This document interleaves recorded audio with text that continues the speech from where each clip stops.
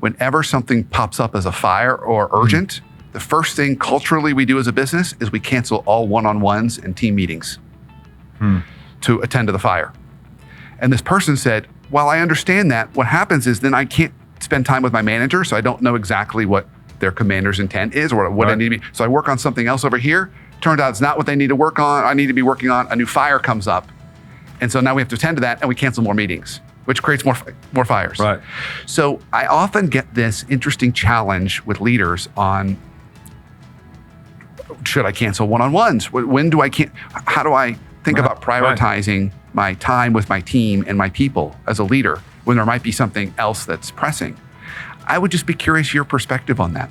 Well, as you were talking about that, it's sort of what comes to forefront is this saying in the military: mission first, people always. So obviously, if you got a fire going on, that means the mission's first. Okay, we got to address the mission, but you can't forget about the people. And you have to be able to balance both. So you do have to take care of the people. And that may mean, okay, even though I'm taking care of this fire, I need to still do these, maybe all the one-on-one meetings aren't critical enough, but I do need to engage with my people and keep them in the forefront. Even if I got a fire, there may be somebody on the team that I need to tell, hey, you need to take care of this personal business because I know you got this going on in your life. You got a sick mother to attend to, or we got a teammate we need. So you got to take care of your people, even when the house is burning down around you, and you cannot abandon it. I saw this a lot in the aftermath of the hurricane in Haiti. I was going to go there with you. I was curious because there's a real example of. That's a real catastrophe you're in the middle of. Everything was a fire. Everything was. So if everything is a fire that has to be put out, then it's hard to prioritize what's the most important thing you need to focus on. But you can't forget about your people and the welfare and taking care of your people. Making sure their health and wellness as well. So that doesn't give you an answer for it. That's why leadership is an art, not a science, right? In the sense of a lot of it is situational dependent, but we do need to put people first, I think. Yeah. So we'll go back to that example in Haiti. So I know you were immediately trying to get your hands on the situation and trying to create some kind of structure, focus, to get people to feel like there was a path forward. As a famous theologian, he's since passed away at Emory's Theology School. The guy's name was Jim Fowler. He used to say, as leaders, we want to give people hope and handles. Yeah, exactly. Which I think is great. Hope, we're going to get through this, and here's what we need to do right now to get through this. And then, so I know you were trying to do that, and you did it successfully, but how did you work in time for people during all that? Well, I think you have to take a deliberate approach and make it part of your routine. So in the daily routine of things, it was like, okay, as leaders, we need to obviously get out and look at all the things that we have to get the trains running on time, get things back on track, to address the most life-threatening situations as best we can. But at the same time, we need to engage and go to the community leader and sit down and maybe even have a cup of tea and say, how are you doing?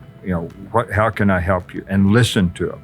And so it meant what we tried to instill is, okay, it takes walk-around leadership. Every day it takes walk-around leadership. So you got to devote some time to ensuring you're getting out, walking around, even during the most desperate, hottest period. So in today's workplace, to me, that means when you're virtually, it may mean, okay, I'm going to set up 10 minutes to talk with this leader or this team today. Tomorrow we're going to do it. And it gets into your priorities and scheduling and being deliberate about engaging your people.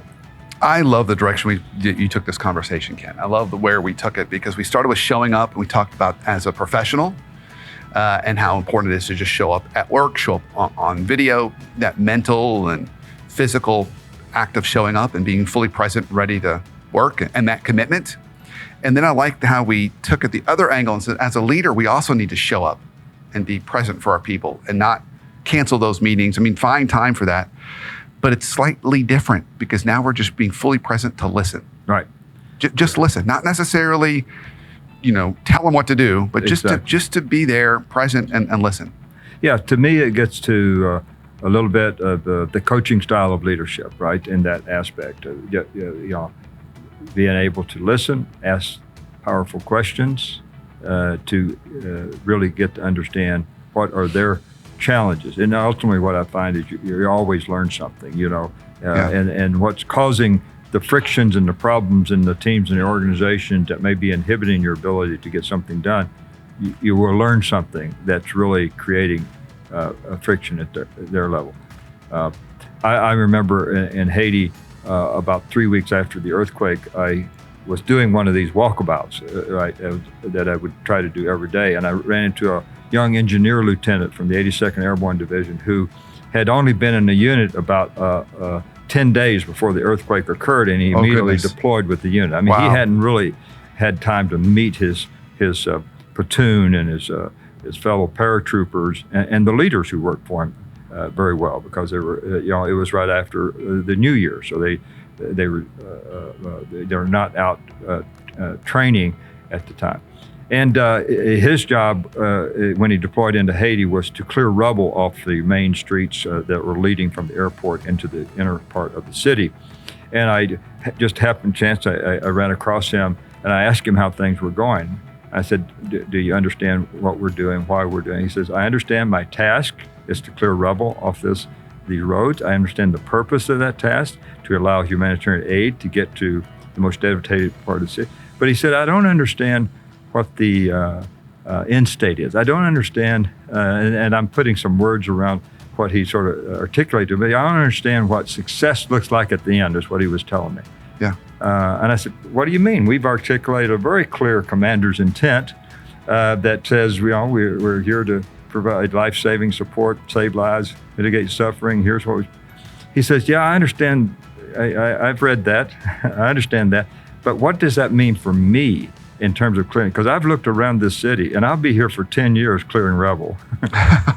And I said, good question.